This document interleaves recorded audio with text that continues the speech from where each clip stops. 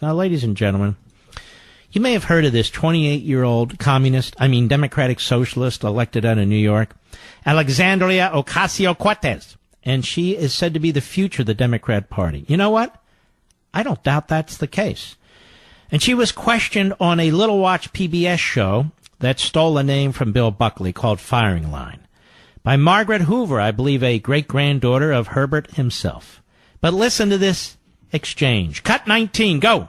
The dynamic there in terms of geopolitics and the war in the Middle East is very different than people expressing their First Amendment right to protest. Well, yes, but I also think that what people are... What is this, two teenagers talking? Doesn't that sound that way to you, Mr. Producer?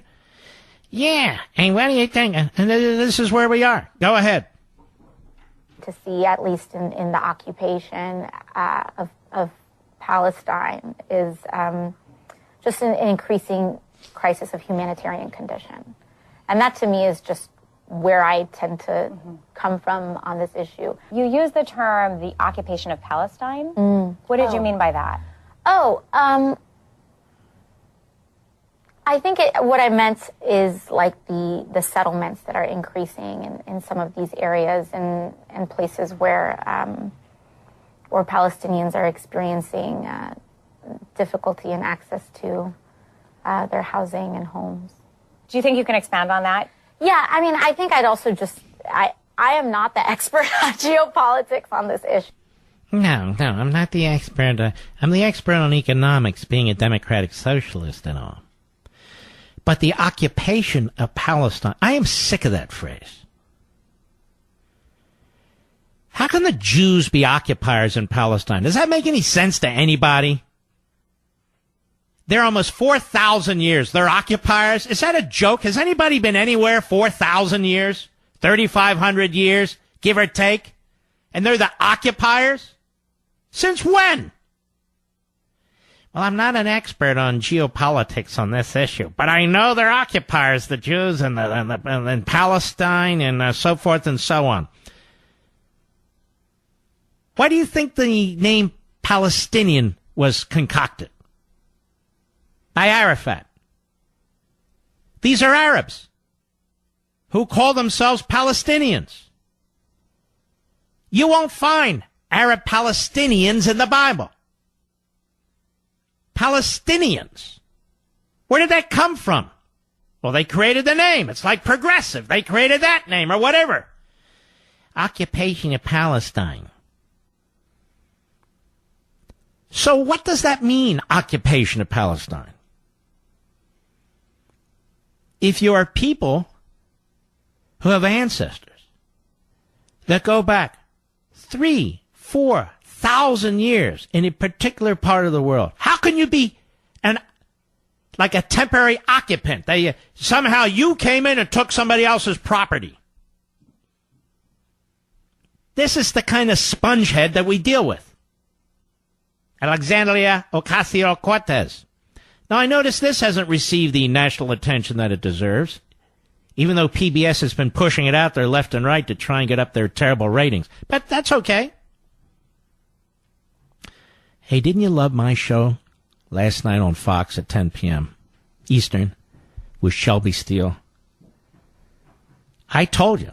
I hope you didn't miss it. I told you he's unbelievable. We'll play a few clips next hour. Not the whole hour, but we'll play a few clips because he was absolutely outstanding.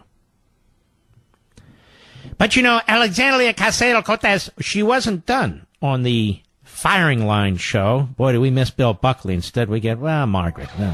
Anyway, and she attacks also capitalism, of which she knows nothing, too. We'll play that after the break, too. I'm not going to do the Russian Helsinki Trump thing another hour. I've had it already. All right? You want to watch that, turn on any television station. It's endless. It's monotonous. I'll be right back. I want to get back to Alexandria Ocasio-Cortez on TV. I guess it was yesterday. She won't come on my show. She won't come on my show. We've asked her to come on. She won't do it. Now you know why. She's a nitwit. But anyway, she's asked about the economy. Cut 20, go. Now, the economy is going pretty strong, right? There's roughly 4% unemployment, 3.9% unemployment. Do you think that capitalism has failed to deliver for working class Americans, or is no longer the best vehicle for working class Americans? Well, I think the numbers that you just talked about is part of the problem, right? Because we look at these figures and we say, oh, unemployment. Okay, let's not to be a stickler. The numbers you just talked about is part of the problem. They are part of the problem, right, Mr. Producer? All right, let's start from the top. Go ahead. Now, the economy is going pretty strong, right? There's roughly 4% unemployment, 3.9% unemployment. Do you think that capitalism has failed to deliver for working class Americans, or is no longer the best vehicle for working class Americans? Well, I think the numbers that you just talked about is part of the problem, right? Because we look at these figures and we say, oh, unemployment is low, everything is fine, right? Well, unemployment is low because everyone has 2 jobs. Oh, that's why it's low, because everyone has 2 jobs. Idiot. Go ahead. It's low because people are working 60, 70, 80 hours a week and can barely feed their kids. And so I do think that right now, when we have this no-holds-barred, Wild West hyper-capitalism, what that means is profit at any cost. Capitalism has not always existed in the world, and it will not always exist in the world. And she will be a member of Congress in short order. Now, I would love to have interviewed her, given her a real interview, and had a real chat about her ideology. But as I say, she will not come on the program. Mike, Ardmore, Oklahoma, Sirius Satellite, go. Again, Mark, thanks for the shows with Mr. Steele and Mr. Sinise. They're very riveting. Well, thank you. My question for Senora Cortez, she said we didn't have capitalism during our colonial times. My question would be, A, how did we survive, and what kind of system does she think we had? You know, it's really quite amazing. She is indoctrinated by some professor, I guess, or some group, and she takes a little nugget of what they say and she runs with it.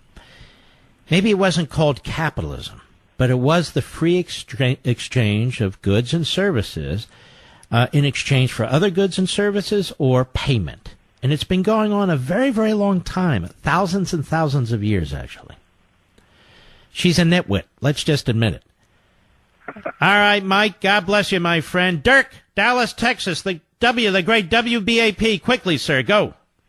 Yes, I noticed when Cortez was asked by the host what she meant by the occupation of Palestine, her response was, well, what I think I meant was, she obviously didn't know what she meant. She was just repeating lines.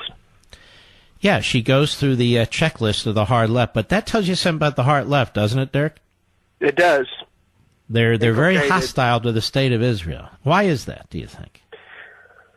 Because they're on the side of, they're against what's good and right in the world. Mm-hmm. All right, my friend. Appreciate that. That gets to the nub of it, doesn't it?